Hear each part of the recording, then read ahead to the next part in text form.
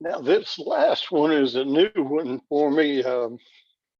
Waynetta reminded me that March the 1st was National Hog Day. So we're we're appropriately timed just a few days after the big holiday to share this one with you. I call it the curly tale of unfortunate events.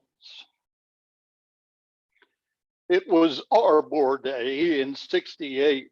The sky dawned clear and bright, and no one knew how this old day would round out with a fright.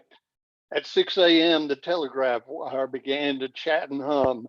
Machines along the Colorado keyed the devastating tale to come. Seems the call went out from La Mesa that day of torrential caprock rain, and that folks warning folks down to the bay of impending doom and strain.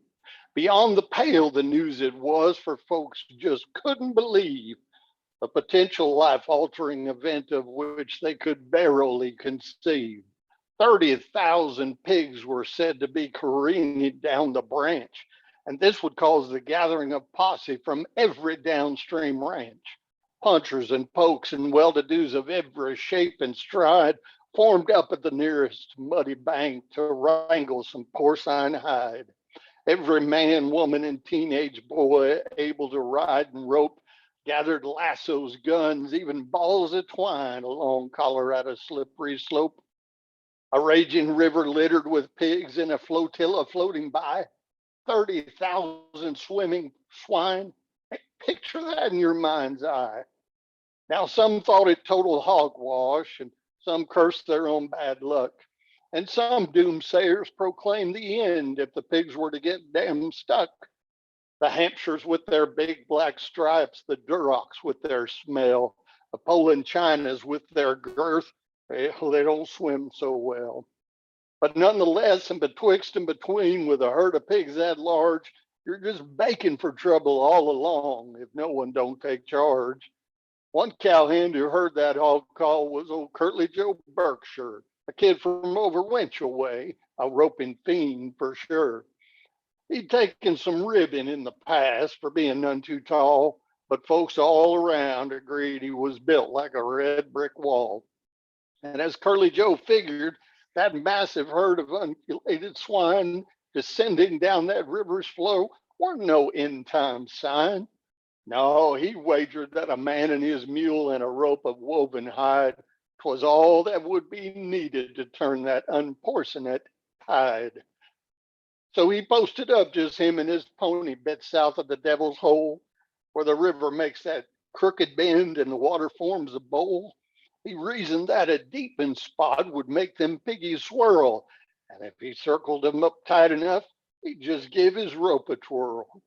A lasso loop river wide would encircle each cloven beast, and that's all he'd need to make his stand and control that movable feast.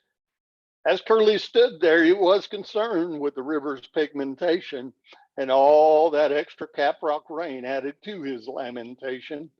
When he saw that raging flow, it nearly caused his heart to stop. All those thrashing ham hocks had kicked up some real pork chop. As the flotilla approached, he could hear the roaring squeals of hogs upstream. He dallied up and set his loop and waited on the foamy team. As those hogs hit that hole, he counted out each and every boar. One, then two, then four, then eight, then 10, then five more. And once he counted another 15, it seemed the convoy slowed, and spinning there before him might be the sum total of the load. He let them hogs twirl and roll in the Colorado's mighty eddy. And when that fat was congealed and tight, he made sure his team was ready. He raised his hand and spun his rope and heaved his widest toss.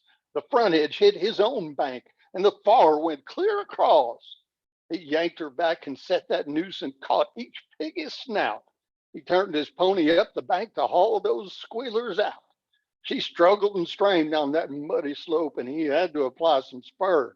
But that rope pulled taut and began to drag those beasts of bone and fur. Atop his side, a crowd of gawkers and looky-loos converged, and the gas went up and cheers around as Curly Joe emerged.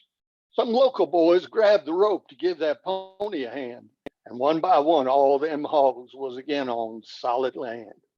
The query started right away. Where's the rest of them 30,000 head? Surely this must be the lead pack. Had the rest just up and fled? Yet Curly Joe was stalwart in his claims he'd got 'em all. But folks were sorely worried. They all heard that panicked call. And Curly Joe sought to explain his reason and his rhyme. He knew there weren't but 10,000 hogs in all Texas at that time.